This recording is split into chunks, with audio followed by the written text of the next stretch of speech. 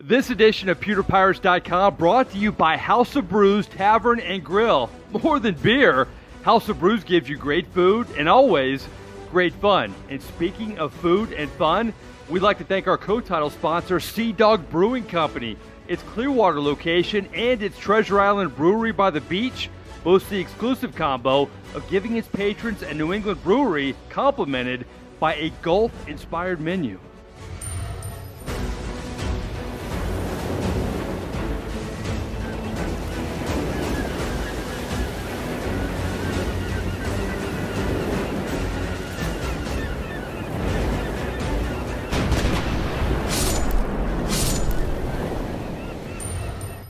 All right, welcome to an extra slice. I am Mike Nabors. Here's our Buccaneer insider, Roy Cummings. How about this? The Buccaneers win. It wasn't maybe a must win. I'm going to call it you better win this game because the 49ers aren't a good football team, and the Bucs at home had to win this game. Yeah, I think they did. I mean, look, they were in a position here the last couple of weeks where they're playing winnable games against beatable teams, and they couldn't get it done. So this was a situation at home where they had the same opportunity to beat a team that was very beatable. And you know what? They went out and did it, and they did it really efficiently. This was the best thing about it, is that this is not one of, it wasn't a game like Monday night, like it was the Rams and the Chiefs. It wasn't like that. Right. But you know what? From a football perspective, real good defense, very strong, took the ball away a couple of times, very efficient on offense, moved the ball down the field, got points when they needed to. Jameis Winston, really a solid game for him. This is how you win football games. You play good, smart, efficient football, and they did it on all sides today, and that's why they came out the winners.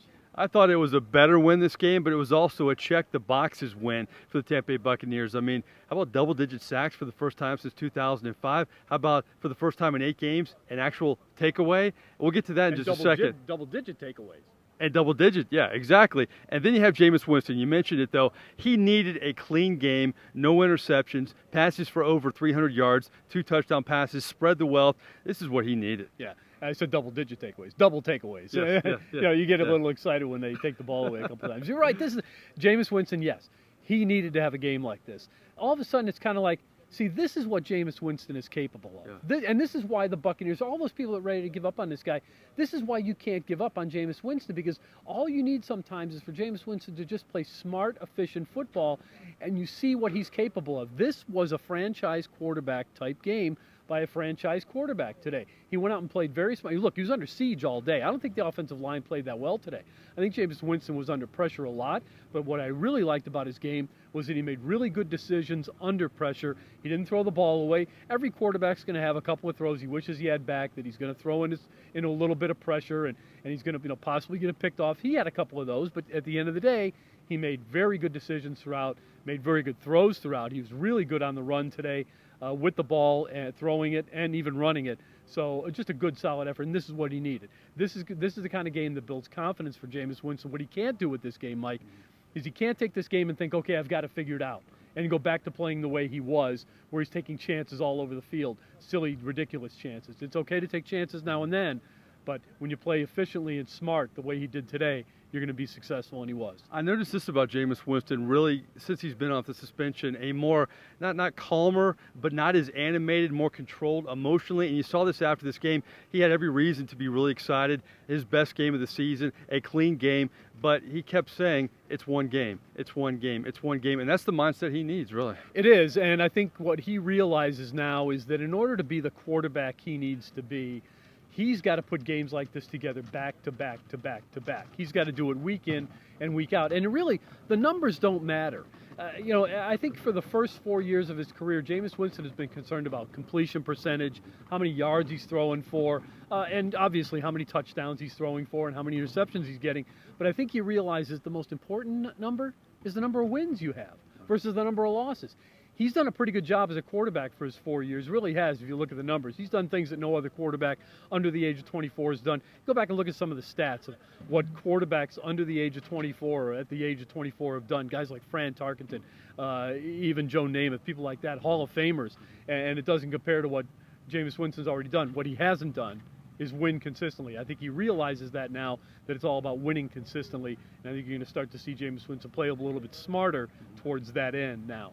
Something that definitely helped Jameis Winston, Roy. How about the running game? Peyton Barber gets in the end zone. He was a real factor throughout. You had Jacquizz Rodgers make some plays too. The running game helped the Bucs quarterback. It did, and I'm really starting to like what we're seeing out of Peyton Barber. I think we knew he was capable of this going back to last year. You knew that Peyton Barber was a guy who you could give the ball to 15, 18 times a game. He'd get you 100 yards, give you good, solid play at that position, even block well and pass protection when he has to. I'm starting to get excited about this running game. Here's why. I still don't think the offensive line is playing well. I'm seeing Peyton Barber get a lot of extra yards on his own, leaning forward, getting those extra hidden yards that a lot of people don't necessarily realize are out there.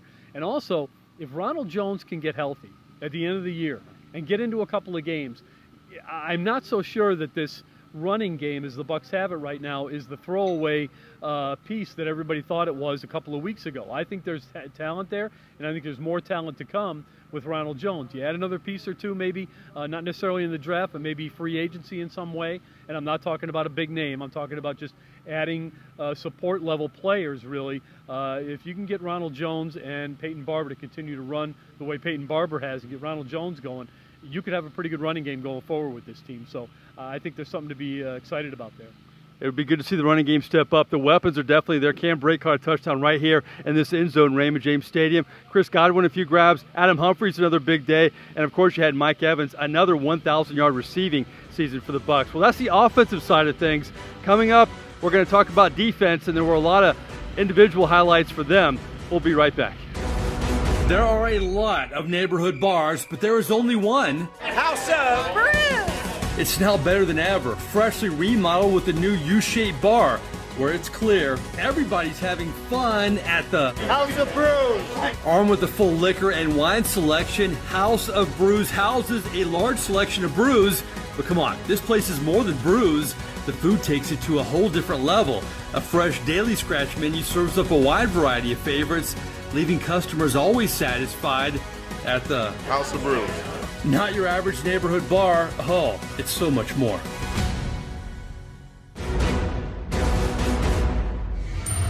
Welcome back to an Extra Slice. I'm Mike Nabors along with Roy Cummings. That was a spot from House of Brews. We appreciate them, along with Sea Dog Brewing Company being our title sponsor as well. We talked offense. Let's talk about the defensive side of the ball. No double-digit points. 9 points allowed against the San Francisco 49ers. And what stood out for you with this Bucs defense? I think it was, well, aside from the fact they actually took the ball away. And again, late in the game. But, hey, that's, you want to shut it down.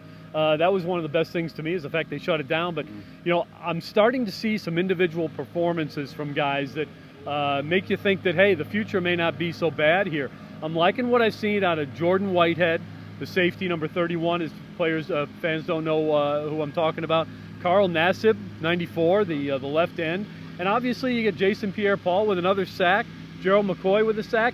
I think the pressure today was really good. We haven't seen a lot of pressure from this team consistently, but today it was there, and you could see the effects of it kind of coming to fruition as the game went on. Obviously, Nick Mullins just didn't have time to throw, could sort of sense that he was under pressure throughout the game, had to get rid of the ball quickly. I think that affected a lot of his throws. So I was really impressed with the pressure overall. You mentioned the takeaways. For the first time in 8 games, the Buccaneers actually take the ball away, and they do it twice. Dirk Cutter was asked about it afterwards. He said, hallelujah, twice.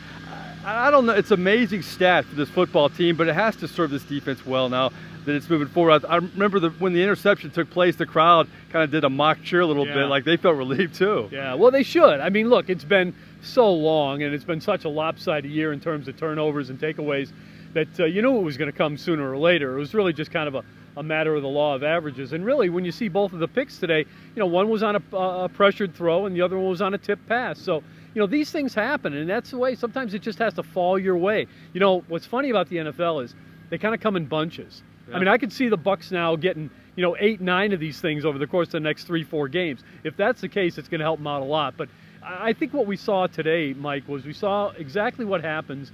Dirk Cutter's been talking about it all year.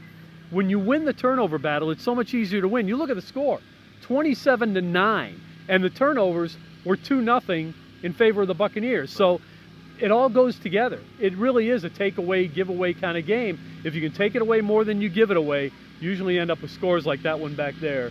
27-9. It's amazing they haven't had one since the Monday Night Football game against the Pittsburgh Steelers. Yeah. Well, let's talk about a big bright spot for this football team. It was the D-line. JPP, now double-digit sacks on the season. How about Vita Vea stepping up, too? That was another thing that I was really impressed with. You know, the first half of the game, I'm watching him very closely.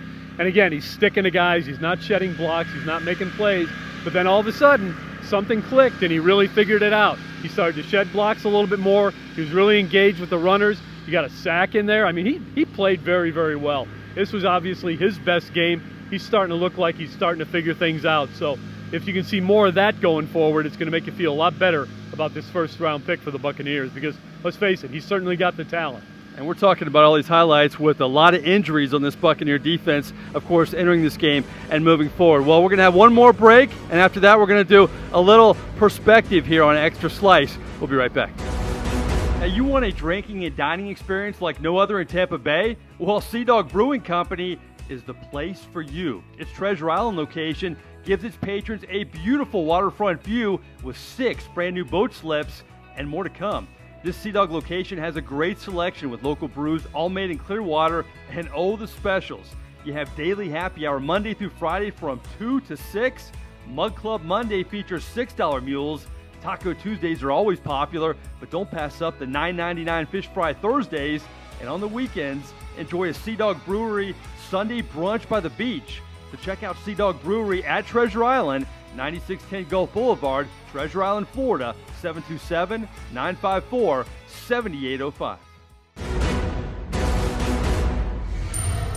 Yeah, we appreciate our friends at Sea Dog Brewing Company along with House of Brews. Our final segment here on Extra Slice. I'm Mike Nabors along with Roy Cummings. Let's talk a little perspective. This football team, not out of the playoff picture, as crazy as that sounds. Roy, you know what? If they win out, they'll be 9-7. Just like I said they would be. That's right. Just like I predicted it. See, they still got a chance. Who knew, huh? Let's not get too far. It's look, it's one win. It's a nice win. The cynics will say, yeah, it's against the 49ers. Who cares? Doesn't matter. It does matter. It's an NFL game. They played extremely well today. Look, the Bucs showed today what happens when you play good, solid football on both sides of the ball. You don't give the ball away. You take it away a couple of times. You run the ball well. You throw it well. This was a good, solid football game. If the Bucs could put a few more of these together over the course of the next couple of weeks, it's going to make you feel a little bit better about things going in 2019. I think we're looking more to, personal, individual type situation now. Who's playing well individually as opposed to a team, because my guess is there's going to be a regime change here. But hey, at the end of the day, who knows? If they can put together, 4 or 5 of these going forward, maybe Dirk Cutter saves his job. I think all of that maybe is in play. You know what's great about this win, Roy? It's been a broken record in recent weeks in one Buck place. Who's going to play quarterback? When are they going to get a takeaway? What about the pressure? Well, all of the boxes were checked against the San Francisco 49ers. We'll see how that serves this team well, possibly moving forward. Well, this has been an Extra Slice after the Buccaneers win over the San Francisco 49ers. We appreciate our title sponsors, House of Brews and Sea Dog Brewing Company. I appreciate my man Roy Cummings as always. Until next time, thanks for logging on.